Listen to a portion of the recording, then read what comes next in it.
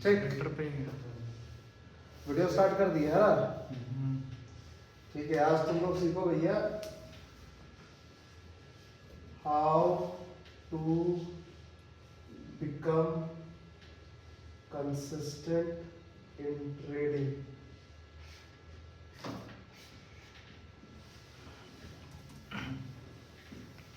सबसे पहले ये समझना है कि ट्रेडिंग में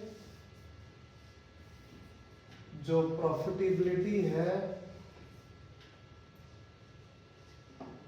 वो सिर्फ और सिर्फ आपके कंसिस्टेंसी से ही आती है। ठीक है, कितना भी आप कोशिश कर लो, एक दिन में अगर आप पैसा बनाते हो तो इसको कभी ये मत सोचना कि हम ट्रेडर बन गए या हम प्रॉफिटेबल हो गए। ठीक है, और कितना भी कभी ये मत सोचना एक दिन अगर मेरा लॉस भी हो जाता है तो हमको ट्रेडिंग नहीं आता है, ऐसा कभी नहीं होता है। मार्केट है, मार्केट मतलब क्या हुआ, बाजार, फील्ड, मैदान। अब मैदान में जब भी कोई उतरता है तो हार और जीत होते रहता है। ठीक है, तो सेम मार्केट में हार और जीत की जगह पे प्रॉफिट और लॉस बोलते हैं। ठीक है, सिंपल इस चीज का नियम है कि प्रॉफिटेबल बनने के लिए आपको most of the time profit में रहना है।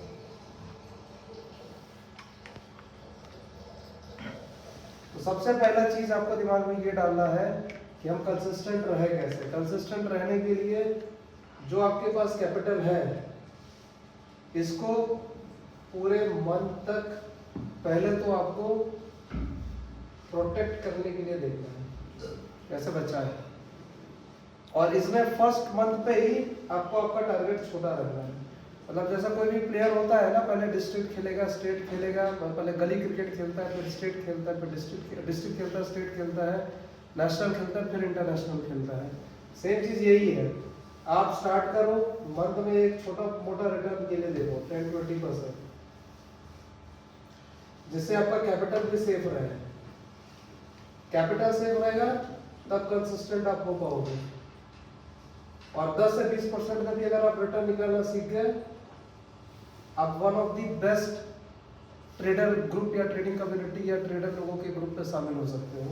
क्यों? क्योंकि उसके बाद फिर कैपिटल की बात आ जाती है। ठीक है, जितना बड़ा कैपिटल उतना बड़ा रिटर्न, उतना बड़ा प्रॉफिट। 1 CR का कैपिटल 10% का रिटर्न 10 लाख होता है। ठीक है, बट हम लोगों को यहाँ पे ही नहीं रुकना है। ये तो स्टेज 1 है ट्रेडिंग का। स्टेज 2 है अकाउंट फ्लिपिंग। आप इतने एक्सपीरियंस हो जाओ अपने ट्रेड्स, अपने सेटअप्स और अपने स्किल पे कि आप अकाउंट को फ्लिप करना सीखो। जैसे $1000 को अपन फ्लिप करके लेके जा रहे हैं $10,000। ठीक है, तो इसमें सिंपल सा रूल है, डिपॉजिट करो, ट्रेड करो, फ्लिप करो। अब ये मत सोचना कि 10 को फिर 1 करेंगे, फिर 1 करोड़ करेंगे, 1 को 10 करोड़ करेंगे, ऐसा नहीं करेंगे। एक सर्टेन टारगेट तक फ्लिप करो, फिर विड्रॉ करो, यही नियम है। क्योंकि 10 का 20 होता है, 20 का 40 भी होता है, लेकिन 40 के बाद 400 करने जाओगे उसमें सब डुबाता है। नियम ये है, डिपॉजिट कीजिए, ट्रेड कीजिए, अपना टारगेट फुलफिल कीजिए, उतना देर तक फ्लिप कीजिए, फिर विड्रॉ कर लीजिए। आप ये मत सोचिए कि हम $1000 है, अब हम 1000 को 10,000 कर लिए तो 10,000 के बाद जो नेक्स्ट ट्रेड लेंगे हम 10 का 1 लाख हो जाएगा। ठीक है, ये अल्टीमेट स्टेज है। और बाकी नॉर्मल ट्रेडर बनने के लिए तो आपको बस मार्केट में कंसिस्टेंट रहना है, कंसिस्टेंटली ट्रेड करना है।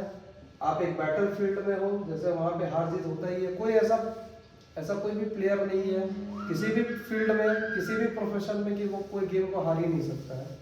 कोई ऐसा प्लेयर है ही नहीं। दुनिया का सबसे महान बल्लेबाज सचिन तेंदुलकर, वो भी तो 0 पे आउट हुआ है कि नहीं? yes. तो फिर वो भी डक पे आउट होता है। दुनिया का सबसे बड़ा कैप्टन MS धोनी, वो भी तो मैच हारता है। तो आप कौन सा तोप के खिलाड़ी हो? आपको यही समझना है कि आप मार्केट में हो, बाकी लोग जो बाकी प्लेयर होते हैं वो फील्ड में होते हैं, है कि नहीं? तो फील्ड में हार और जीत होती है, मार्केट में प्रॉफिट और लॉस होता है, जो कि रोज का काम है। हमारे साथ खास बात ये है कि हम रोज आकर के यहाँ पे ट्रेड कर सकते हैं, रोज कमा के जा सकते हैं। ये जो फील्ड में खेलने वाले लोग हैं, ये महीने में एक मैच खेल रहे हैं, ठीक है, या कोई टूर्नामेंट होता है तभी खेलते हैं। हमारा मार्केट ऐसा है कि हर दिन अवेलेबल है हमारे लिए। तो हमारे को बस यही देखना है कि भैया ये ऐसी चीज का गेम है, अपना बस जो है आप मार्केट में सस्टेन कर पाओ, अपना हाथ पैर मत तुड़वाओ। लॉस करने का मतलब क्या हुआ? हाथ पैर तुड़वा करके घर में बैठ गए, फिर क्या प्लेयर बनोगे? प्लेयर को वो भी देखना पड़ता है ना कि भैया हमको हाथ पैर नहीं तुड़वाना है।